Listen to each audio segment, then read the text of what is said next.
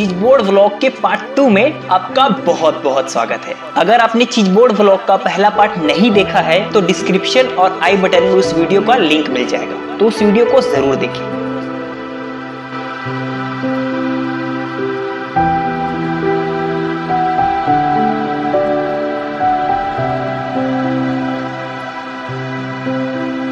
और इस पार्ट में मिली हमारे टीम के पहले मेंबर से, whose name is Hiralal Nishad.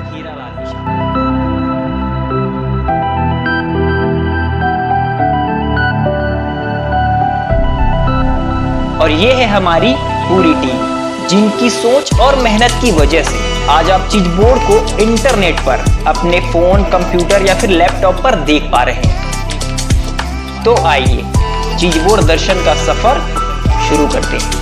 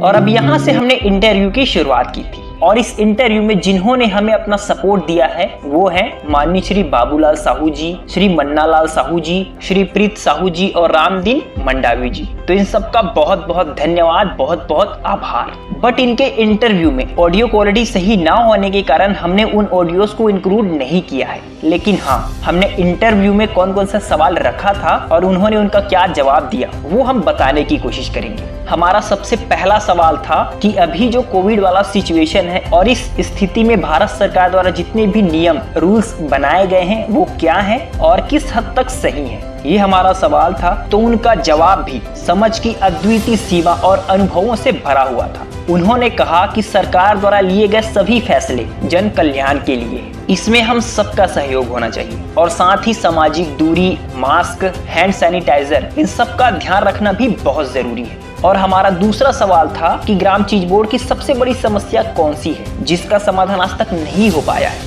तो उन्होंने कहा कि समस्या तो बहुत है और उनमें से जो बड़ी समस्या है वो है स्टाफ डैम की, तालाब में पानी निकासी की समस्या, गलियों में लाइट्स की समस्या और इससे भी बड़ी समस्या है मुक्तिधाम पहुंच मार्ग की, जो सबसे ज्यादा और सबसे बड़ी समस्या है जिसका समाधान होना बहुत जरूरी है। और जब हम ये सवाल पूछ रहे थे तो उन्होंने उनका जवाब भावुकता पूर्वक दिया। मतलब ये कि आज भी इनकी सोच में सच्चाई, अच्छाई, उन्नति और प्रगति की उम्मीद जिंदा है और इस इंतजार में है कि कहीं से कोई चमकता सूरज निकले और उनकी जिंदगी में रोशनी ही रोशनी भर दे।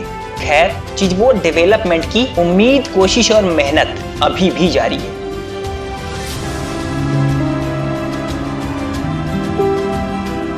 और अब मिलिए चीजबोर्ड की युवा सोच से, जिनका नाम बड़े ही प्यार से दीपक साहू लिखा जाता है। इनका युवाओं को क्या संदेश है, आइए सुनते हैं। युवाओं के लिए ये सही बात है कि हमारे जो देश की वर्तमान जनसंख्या है उसमें से 60% जनसंख्या युवाओं की है ना। तो युवाओं के लिए है कि युवाओं को जो है देश के वो जो है भावी कार्यकर्ता है ना, राष्ट्र के अब वो निर्माता है एक प्रकार से बोल सकते हैं, है ना। तो इस सिलसिले में युवाओं को जो है एकदम से पीछे नहीं रहना चाहिए, उनको जो है आगे आना चाहिए, आगे आकर के वर्तमान में क्या हो रहा है और आगे इसको और किस तरीके से नया या अच्छा किया जा सकता है ना। इस सिलसिले में उनको युवाओं को जो है आगे आकर के बढ़ चढ़ के भाग लेना चाहिए। दूसरी बात यह है, अधिकांश जो जनता है, भारत की अधिकांश जनता जो है वो गाँव में रहती है और गाँव में रहती है तो गाँव में युवाओं भी रहते हैं, युवा लोग, है ना। तो गाँव में जो निवास करते है उन लोगों से यही मैं आग्रह करूंगा कि उन लोग जो है केवल गांव तक ही सीमित ना रहे, बल्कि वो जो है आगे आए और अभी जो वर्तमान जनरेशन है उसको समझने की कोशिश करे। और ये जो है केवल गांव में रहकर ही जो है कंप्लीट होगा ऐसा नहीं है, उनको आगे शहर तक जाना पड़ेगा, वर्तमान में क्या हो रहा है क्या नहीं हो रहा है इसको समझना पड़ेगा और आगे तब जो है वो कुछ कर सकते हैं। मतलब युवाओं को सबसे ज्यादा जागरूक होने की जरूरत है। हाँ, जागरूक होने की जरूरत है। आज के डेट में हम देखते हैं कि गांव के ज्यादातर जो युवा हैं वो जो नशीली आदतों के जो चपेट में आ जाते हैं, जैसे इस समय में आप लोग बोलना चाहते हैं, ये जो है संगति, संगति का सबसे असर पड़ता है ना। कहा भी जाता है जैसा देश वैसा पेश, है ना। जैसा आपकी संगति रहेगा वैसा आपका असर पड़ेगा, है ना। तो मैं युवाओं को यही बोलूंगा कि युवाओं जो है अपना संगति जो है अच्छे व्यक्ति के साथ रखे, अच्छे व्यक्ति के साथ उठना बैठना करे, है ना, जिससे जो है वो इन सब जो अभी है ना शराब वगैरह है या जो भी व्यसन है ना, उन सब से वो दूर रहेंगे तो आगे जो है वो भविष्य में उनके लिए भी अच्छा है और हमारे देश के लिए, राष्ट्र के लिए भी अच्छा रहेगा। तो अच्छे लोगों के संगति करें तो अच्छा रहेंगे और अच्छे विचार भी हैं। तो इसमें हमारे गांव के जो मतलब जो भावी कार्यकर्ता हैं, आपके जो सर्विस में सक्सेसफुल लोग, उन लोगों को भी आगे आना चाहिए, युवाओं को मतलब समझाना चाहिए। जी बिल्कुल, जब तक उन लोग जो है युवाओं को और जो है उसमें जोश नहीं भरेंगे, है ना, उनको मोटिवेट करेंगे कि ऐसा करना चाहिए, है ना, क्योंकि उन लोग जो है गांव से निकल के आगे बढ़ चुके हैं, हाँ। है ना। तो अब जो गांव में निवासरत जो युवाएं हैं, हाँ। उनको जो है ये प्रेरित नहीं करते हैं, तब तक जो है युवा भी उतना जितना मोटिवेट होना चाहिए उतना नहीं होगा। तो जो बाहर निकल गए हैं या आगे बढ़ चुके हैं, उनको जरूर अपने गांव के युवाओं को मोटिवेट करना चाहिए, उनको आगे बढ़ने के लिए प्रेरित करना चाहिए, और जैसे भी हो सके अपने से उनका जैसे भी मदद कर सकते हैं वो बिल्कुल करना चाहिए। मतलब जो सक्सेसफुल लोग हैं हमारे गांव से जो निकल के गए हैं, उनको अपने व्यक्तिगत जीवन से हटकर मतलब जनहित में कुछ कार्य करना चाहिए। बिल्कुल करना चाहिए, है ना। तभी जो है समाज का और राष्ट्र का कल्याण हो सकता है। नहीं तो फिर वही है, गांव के युवा जो है गांव तक, क्योंकि उसको मोटिवेट करने वाले की भी आवश्यकता बहुत जरूरी है। जब तक कोई मोटिवेट नहीं करेंगे तब तक वो आगे कुछ करने के लिए प्रेरित नहीं होंगे, है ना। और कोई जब प्रेरित करेंगे तो वो आगे अपना कुछ करेंगे, है ना। तो ये बहुत जरूरी है, जो सक्सेसफुल होकर के बाहर निकल गए हैं उसको गांव के जो युवा हैं उनको प्रेरित करना चाहिए। और अब मिलिए एक और युवा से जिनका नाम रितु पटेल है। इनका भी मानना है कि चीज बोर्ड में डेवलपमेंट की बहुत ज्यादा जरूरत है, और एक बढ़िया सवाल पूछा था हमने रितु पटेल से। तो क्या है वो सवाल और क्या है उनका जवाब, आइए सुनते हैं। एज अ यंगस्टर आप चीज बोर्ड के फ्यूचर को किस तरीके से देखना चाहेंगे? हम चीज बोर्ड को भविष्य को आगे बढ़ाने के लिए हम बहुत कुछ करना चाहते हैं। इसके बाद हम मिलेंगे चीज बोर्ड के एक और यूथ जिनका इंट्रोडक्शन है हेमंत पटेल, और इनसे जब हमने भारत में लगाए जाने वाले 2 वैक्सीन के नाम के बारे में पूछा तो उन्होंने बड़े ही गर्व से कहा कि भारत में लगाए जाने वाले 2 वैक्सीन कोवैक्सीन और कोविशील्ड है। और पटेल जी से हम एक आखिरी सवाल लेंगे। पटेल जी, ये जो लॉकडाउन का माहौल है इसके बारे में आपका समस्त देशवासियों को कौन सा संदेश है? ये अपन जो लॉकडाउन है समस्त देशवासियों को मैं सलाह देना चाहूँगा कि अपने सेफ्टी के लिए घर में रहें और मास्क और सैनिटाइजर का हमेशा उपयोग करें। बाहर भी जाए तो मास्क एनी होना चाहिए लगे हुए, और सैनिटाइजर भी साथ में ही पकड़ के चलना चाहिए। तो आप सेफ्टी रह सकते हैं। इसके साथ ही हमने ग्राम पंचायत चीज बोर्ड के भूतपूर्व उप सरपंच से हमारे युवाओं से जुड़ा एक महत्वपूर्ण सवाल पूछा कि हमारे युवाओं को, हमारे यूथ को कैसा होना चाहिए और उनमें किन आदतों का होना आवश्यक होना चाहिए। तो इसके जवाब में माननीय महोदय जी ने कहा कि युवाओं में संस्कार का होना, अच्छे गुणों का होना अत्यंत आवश्यक है, जिससे वे बड़े बुजुर्गों का सम्मान कर सके और साथ ही कुछ ऐसा काम करे जिससे वे खुद अपने पैरों पर खड़ा हो सके। मतलब कि युवाओं को आत्मनिर्भर होने की आवश्यकता है। तो ये शुभ संदेश है हमारे मान्यवर महोदय जी का। और अब मिलिए ग्राम चीज बोर्ड के सबसे सफल व्यक्तित्व के धनी माननीय श्री रामदीन तारम जी से। इनका क्या संदेश है हमारे युवाओं के लिए, आइए जानते हैं। युवाओं में तो अभी नशापान की हैबिट ज़्यादा हुआ है। मैं चाहता हूं कि नशापान को छोड़े और अच्छा सा कार्य करे अपने गांव के लिए, अपने देश के लिए, अपने समाज के लिए, और अपने माँ बाप की भी सेवा करे। यही मेरा हाथ है। और इन्हें तो आप जानते ही होंगे, ये है मिस्टर ताम्रध्वज साहू, और इनका क्या कहना है आइए जानने और समझने की कोशिश करते हैं। और फिर से मैं यही कहना चाहूँगा, आप लोगों ने जिस प्रकार से आप लोगों ने कोशिश की है, हमारे गांव के चीज बोर्ड के कुछ प्रमुख लोगों के साथ इंटरव्यू लिया है, बातचीत किया है, ग्राम विकास समिति के जो हमारे अध्यक्ष है, ग्राम पंचायत के कुछ पदाधिकारी हैं, या ग्राम चीज बोर्ड के यंग जनरेशन, या जो जैसे मेरे को समझकर आप लोगों ने यहाँ पे बातचीत कर रहे हैं, तो काफ़ी मैं आप लोगों के टीम को सैल्यूट करता हूँ, सम्मान करता हूँ। और बराबर इस प्रकार से अगर मिलजुल कर किया जाए और कुछ नए सोच, नए तरीके से साथ इस प्रकार से कुछ किया जाए तो काफी हद तक बहुत कुछ हो सकता है। तो ये थी हमारी चीज बोर्ड ब्लॉग पार्ट 2 की पेशकश। और आपको हमारा ये प्रेजेंटेशन कैसा लगा कमेंट के माध्यम से जरूर बताएं। और हाँ, इस वीडियो को अपने दोस्तों के साथ, अपनी फैमिली के साथ शेयर जरूर करें, और चैनल को भी सब्सक्राइब करना बिल्कुल ना भूलें। और सबसे इंपॉर्टेंट बात, हमने ये चैनल क्यों बनाया है, इसका मकसद क्या है, ये जानेंगे आप हमारी अगली वीडियो में। तब तक के लिए जय श्री राम, जय श्री राम, जय श्री राम।